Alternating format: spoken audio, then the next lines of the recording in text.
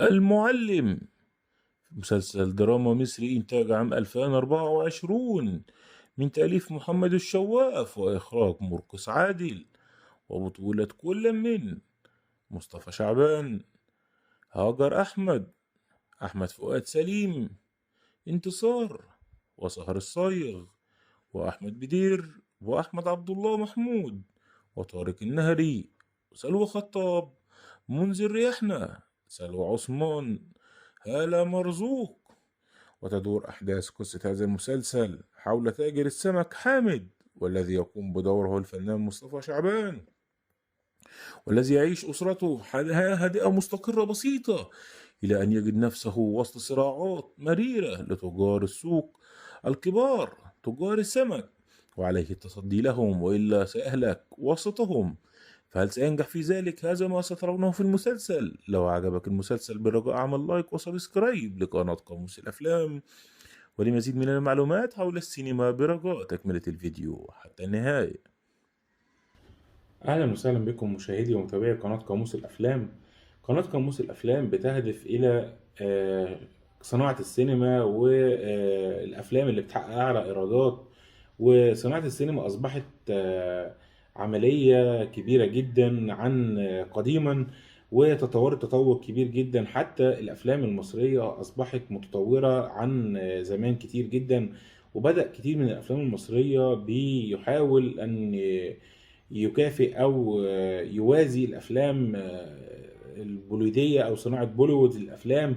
زي كتير من الأفلام حديثا اللي هي زي مثلا فيلم الفيل الأزرق اللي بدأ فيه تطور كبير جدا، وكذلك فيلم موسى في صناعة الروبوت، وشفنا طفرة كبيرة جدا في الصناعة المصرية للأفلام. وكمان على صعيد الإيرادات بدأت كمان كتير من الأفلام المصرية تحقق كتير من الإيرادات، وبدأنا نخش في 100 مليون. وزي فيلم الفيل الأزرق المتربع على عرش الإيرادات برصيد 103 مليون، ويعتبر الفيلم الأول المتربع على عرش الإيرادات. ويليه فيلم اللي هو ولاد رزق اتنين بطولة الفنان أحمد عز. فبقينا نشوف أرقام كبيرة جدا وإيرادات بالملايين، زي ما كنا بنشوف في بوليوود. طبعا بوليوود على صعيد آخر، بوليوود وصناعة بوليوود العالمية اللي هي تعتبر متربعة على عرش الإيرادات بأفلام زي مثلا فيلم أفاتار الإنتاج عام 2009 اللي حقق 2 مليار دولار وكسور. فده برقم مهول جدا.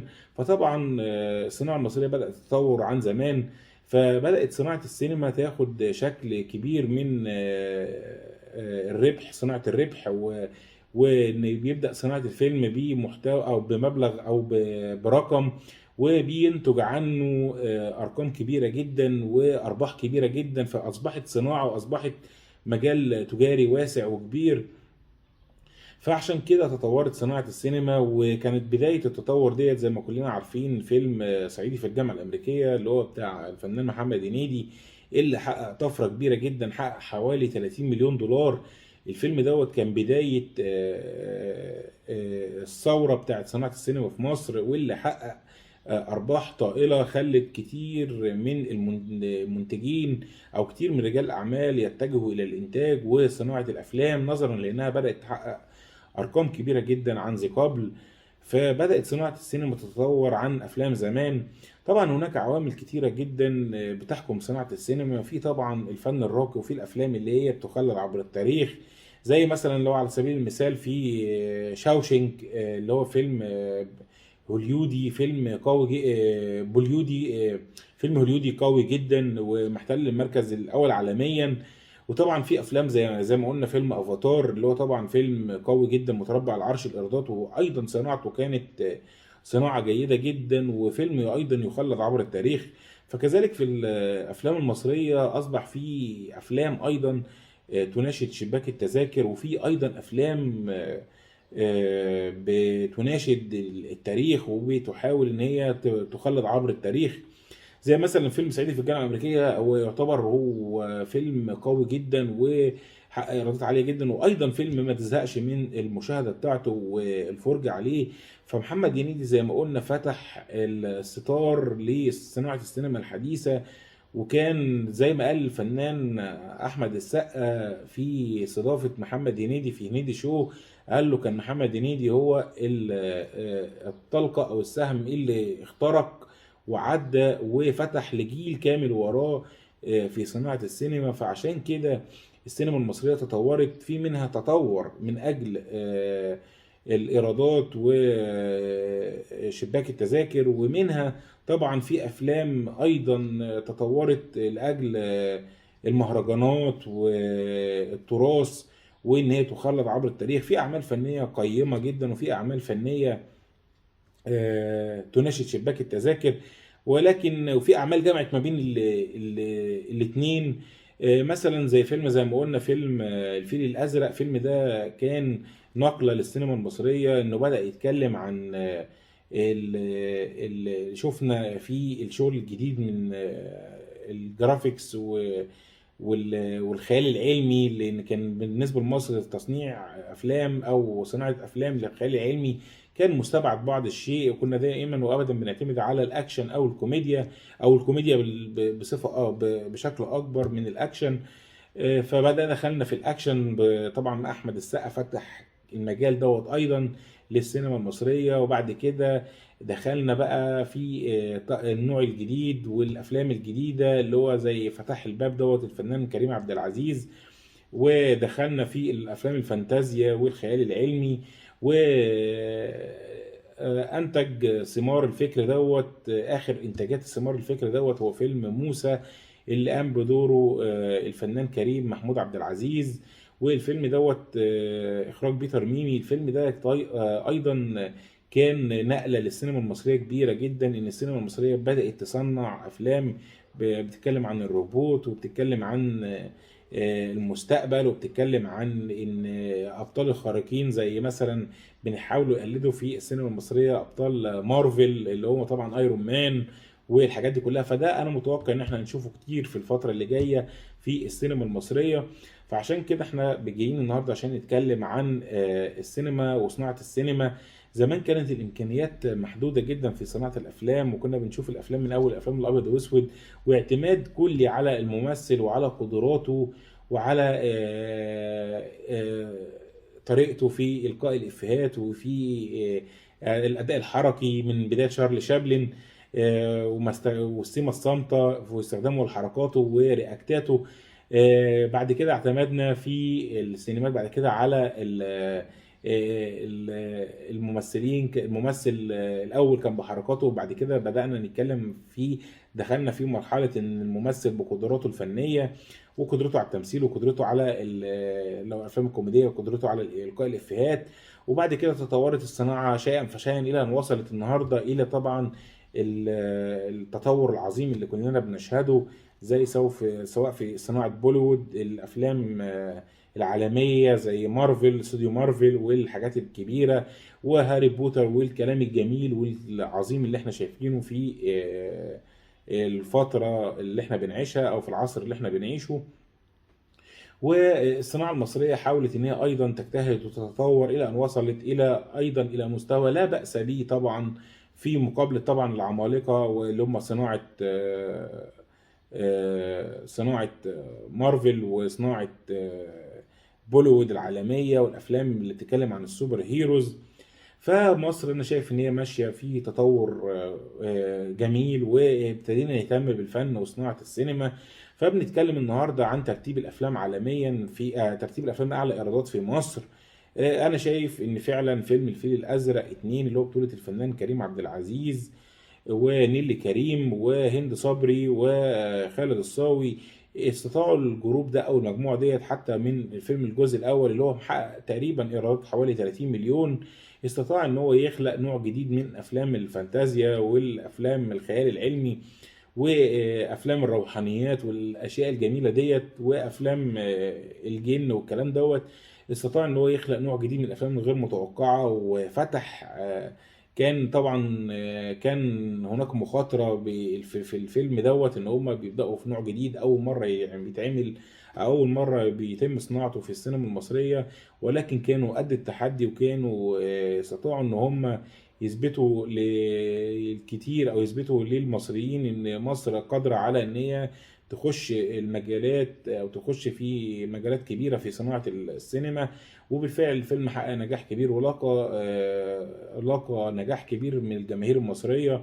وكمان على الصعيد شباك التذاكر او الصعيد المالي او شباك التذاكر زي ما بيسموه، المصريين رحبوا جدا بالفيلم وحقق ايرادات عاليه. وكمان قدرنا نبدأ نعمل سلاسل افلام زي بوليوود وهوليوود. استطعنا ان احنا نعمل سلاسل افلام، فبدأ في الفيلم يتعمل له جزء واثنين واحيانا ثلاثة، زي مثلا فيلم ولاد رزق بطولة احمد عز واحمد داوود واحمد الفيشاوي خالد عمرو يوسف ونخبه كبيره طبعا من الممثلين، وسيد رجب. حققوا عظمه طبعا وعملوا شغل جميل جدا، خلى الفيلم كان بيتكلم عن الشارع المصري وعن الشباب المصري وعن الاسلوب الحار الجميل بتاع الحاره المصريه. فلاقى قبول كبير جدا من المشاهدين المصريين، ولقى قبول كبير جدا من الشعب المصري. فهتعمل له جزء تاني، وكمان الجزء التاني لقى نجاح اكبر من الجزء الاول. وده اللي احنا بنتكلم فيه، ان مش مهم ان انت تعمل سلسلة على قد ما يكون الجزء الجديد للسلسلة يكون اقوى من الجزء كمان الاول اللي سبب نجاح كبير. فعلا في الحالتين دول او في الفيلمين دول الجزء الثاني تفوق على الجزء الاول. فالجزء الاول من سواء من الفيل الازرق او من ولاد رزق، وايضا الجزيره اتعمل له جزء تاني. والجزء الثاني في 3 افلام استطاع ان هو يتغلب على الجزء الاول في الحاله الفنيه او مستوى الفيلم، وكمان في شباك التذاكر استطاع ان هو يكسر الحاجز بتاع الرقم بتاع الجزء الاولاني. فالفيل الازرق 2 مصنف على اعلى ايرادات السينما المصريه ب 103 مليون جنيه مصري، وده رقم كبير جدا ويعتبر متربع على العرش طبعا. ولكن فيلم صعيدي في الجامعه الامريكيه لو حسبنا فرق سعر العمله وفرق تضخم بنلاقي ان متربع على العرش هو طبعا فيلم صعيدي في الجامعه الامريكيه لسنه 1998 حقق 30 مليون. فده رقم ضخم جدا، يعني رقم كبير وعالمي بالنسبة للوقت نفسه. فلو حسبنا في قيمة التضخم والسعر هنلاقي ان فيلم صعيدي في الجامعة الامريكية يعتبر هو ان فيلم نمرة 1 في السينما المصرية تحقيقا للإيرادات. اما فيلم لو حسبنا ان هو كعمله وان ده كام مليون وده كام مليون ومولينا بالارقام، فطبعا هيكون الفيل الازرق هو المتربع بتحقيقه 103 مليون جنيه مصري. يليه فيلم اولاد رزق اللي هو بطولة احمد عز زي ما قلنا وعمرو يوسف واحمد الفيشاوي واحمد داوود. الفيلم دوت حقق 100 مليون جنيه مصري ويحتل المرتبة الثانية. ومنهم أفلام كتير أيضا زي مثلا فيلم الممر وفيلم البدلة وفيلم أفلام كتير حققت أرقام كبيرة وحققت، والإنس والنمس حقق أرقام كبيرة. وأفلام كتير يعني في السينما المصرية بدأت إن هي تكسر حاجز ال 50 مليون فيما فوق، فبدأت إن هي تحقق إيرادات عالية جدا، وبدأوا يلفتوا نظر المشاهدين والمتابعين للسينما المصرية ويحثوهم على دخول السينمات وعلى متابعة السينما المصرية. وكمان خلوا المنتجين أصبحوا في تنافس على صناعة الأفلام نظرا لأنها بقت مربحة جدا وبتحقق كتير من البيزنس، وبتحقق كتير من الحصيله او بتكتر يعني الفلوس بتاعتهم. فبدات ان هم يكسبوا كتير من وراها، فاصبحت صناعه السينما عليها تهافت عن قديما او عن زمان. كان زمان كنا بنشوف بالظبط فيلم او فيلمين او 3 كتير قوي في الموسم او السيزون. النهارده احنا بيتنافسوا مثلا 10 افلام او 7 8 افلام، لا يقل عن 7 8 افلام او 10 افلام في السيزون. فده طبعا رقم كبير جدا عن الاول. فده كله راجع الى التطور الكبير اللي حدث في السينما. فنيجي نشوف على الناحية بتاعت هوليوود وصناعة الافلام بره، بنلاقي ان فيلم زي افاتار اللي حقق 2 مليار و200 مليون وكسور الفيلم دوت عمل طفرة ونقلة كبيرة جدا، وكانت وقت عرضه كان محقق انقلاب في صناعة السينما. شفنا استخدام التقنيات الجديدة في تغيير الوجه وما بقتش تعتمد على الماكير زي زمان، لا استخدمنا التكنولوجيا في صناعة السينما والتطور بتاعها، واللي خلى شكل الصناعة اختلف بإضافة التكنولوجيا، ونقلنا لعالم تاني وخلانا نعيش في عالم فعلا موازي، وان خلانا نشوف ان في كائنات تانية عايشة. فده ادى لصناعة السينما وفتح الباب على مصراعيه امام صناعة السينما، خلى كتير من المنتجين يسعوا الى تحقيق، او يعني كنا بنشوف الاول فيلم تايتانيك ان هو انتاج ضخم جدا، وكانت الشركة بتاعته كانت هتقفل بسبب التكلفة العالية في صناعة الفيلم، وكانوا خلاص على وشك الإفلاس. إلا إن الفيلم أول ما نزل حقق أرباح يعني خزعبلية بالنسبة للوقت اللي تم عرضه فيه، وبرضه كان فيلم في التسعينات. فالفيلم دوت لما نزل وبالإيرادات كان محقق حوالي تقريبا برضه يحتل المرتبة الثالثة تقريبا، 200 تقريبا 200 2 مليار. فده رقم ضخم جدا، حتى ان هو تم اعاده منتجته او تحويله ل 3 دي، وتم نزوله في السينما للمره تانية. فده طبعا نابع من عظمه الفيلم ونابع من قدرته ان هو يعني فيلم زي ما بيقولوا كده يخلد عبر التاريخ. فالفيلم دوت طبعا حقق قيمه فنيه وقيمه ماليه كبيره. فزي ما قلنا ان في افلام بتبقى فنيه اكتر، وفي افلام ماليه اكتر، وفي افلام بتجمع بين الاثنين، وده فيلم فعلا يجمع بين الاثنين. فهو بيحتل ثالث مرتبه بعد فيلم افاتار الانتاج 2009. يالي افاتار فيلم طبعا او اسطوره افلام مارفل اللي هو افنجرز اند جيم. الفيلم ده برضه يا جماعه يعني يعتبر فيلم قوي جدا وخارق، وفيلم جمع بين ابطال كتير جدا في مواجهه، طبعا جمع ما بين ثور وجمع ما بين ايرون مان وسبايدر مان وبلاك بانثر وجمع ما بين ابطال خارقين كتير في مواجهه طبعا ثانوس، واللي هو بيوضع نهايه للحرب الابديه انفينيتي وار. وان هو بعد ما قضى على نص سكان الكوكب، طبعا كنا كلنا متلهفين ان احنا نشوف نهايه ثانوس، وان ازاي هيرجعوا نص سكان العالم اللي ثانوس بطرقعه صوابع كده قضى عليهم، وخلى سكان العالم يخسوا النص او يروح منهم النص عشان خاطر موارد الطبيعه ما تبقاش فيها تهالك. فمارفل كانت سايب شغف كبير جدا بالفيلم دوت الناس من بعد عرض فيلم انفينيتي وور الجزء الاول بتاعه. فكان الناس متلهفين جدا للفيلم، وفيلم لاقى نجاح كبير جدا اولا لصناعته القويه، وان هو فيلم قوي جدا كصناعه ك آلات وكمعدات تصوير. الفيلم طبعا اتكلف تكلفة عالية جدا، وكذلك حقق ايرادات عالية جدا 2 مليار دولار وكسور.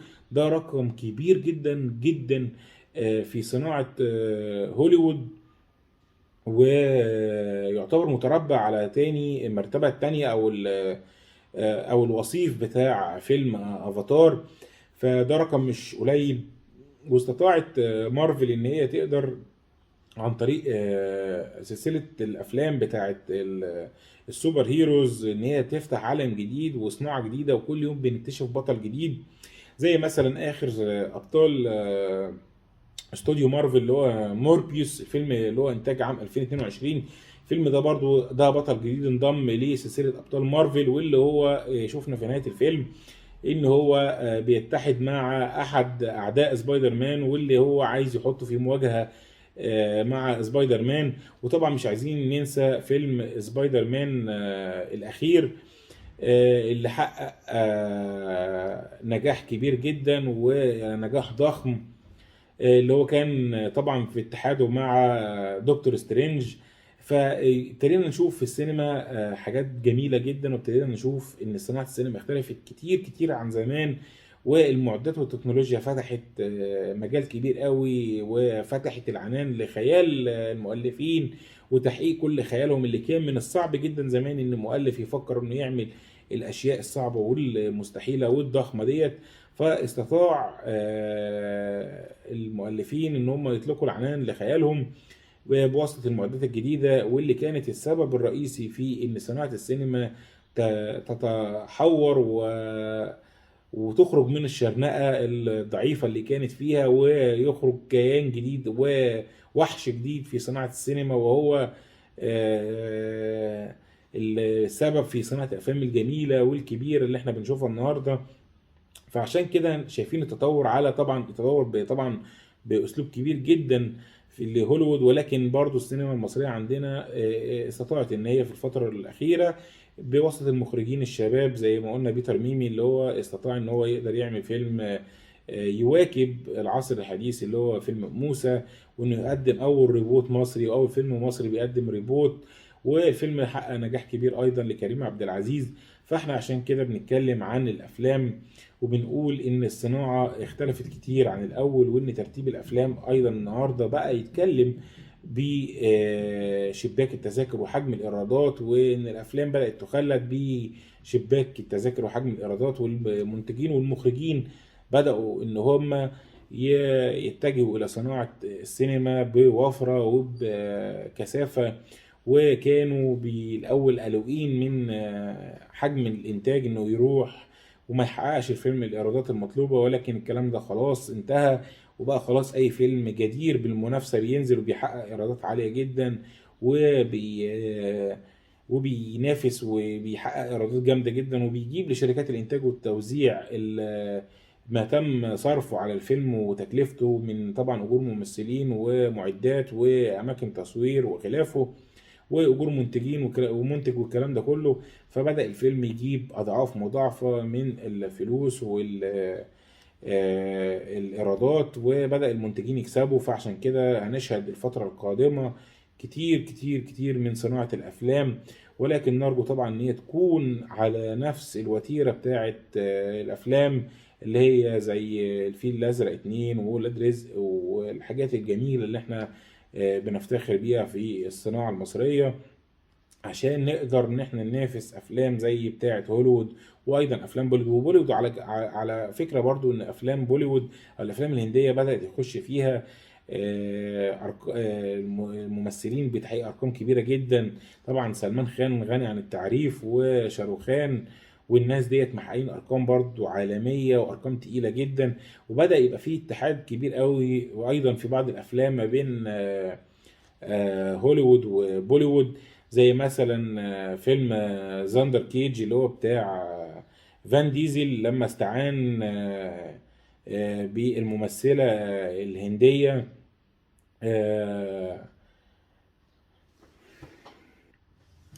والتحالف ده نتج عنه فيلم قوي جدا وفيلم جميل جدا، وكمان حقق نجاح كبير جدا، وكان إضافة للممثلة الهندية، وكان إضافة للفنان فان ديزل.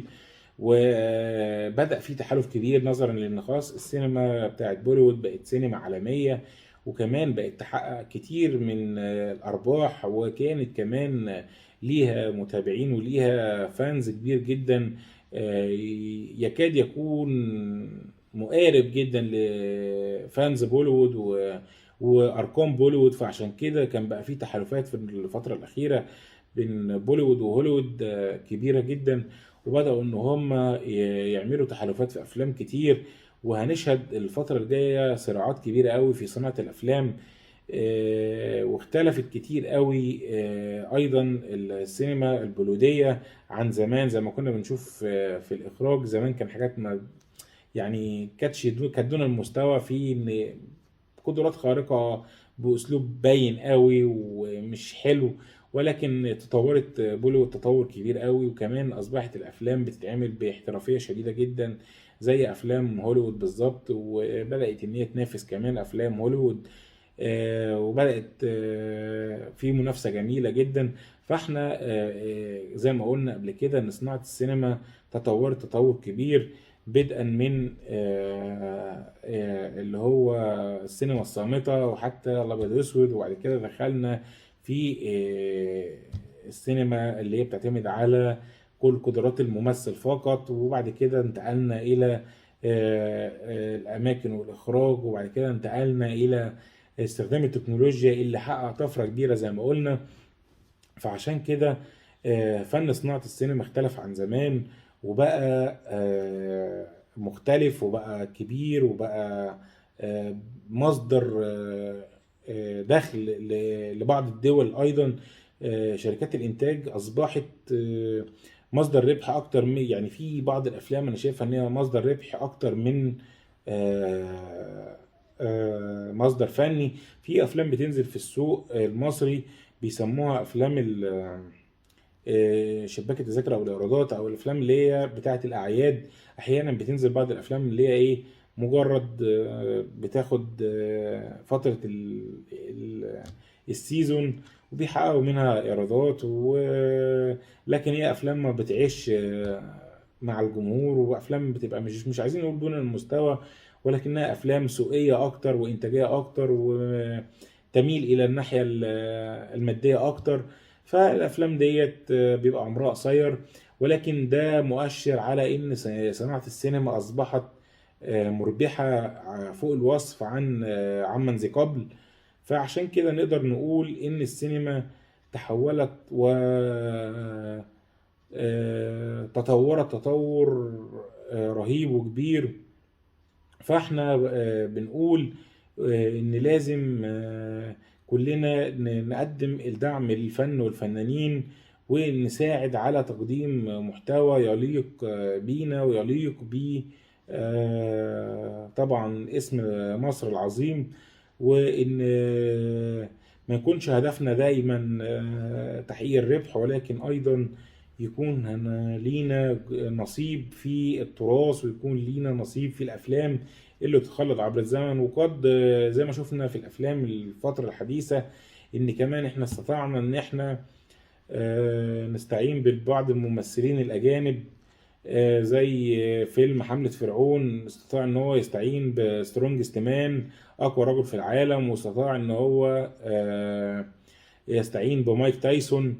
فالفيلم ده برضو حقق كتير كتير من الايرادات وكتير من النجاح.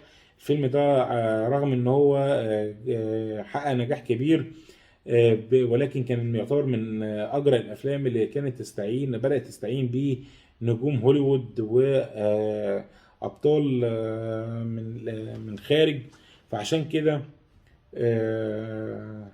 بيبدا عصر جديد في السينما المصريه، وبيبدا نجاح كبير للسينما المصرية بالاستعانة بالممثلين الأجانب ونجوم هوليوود.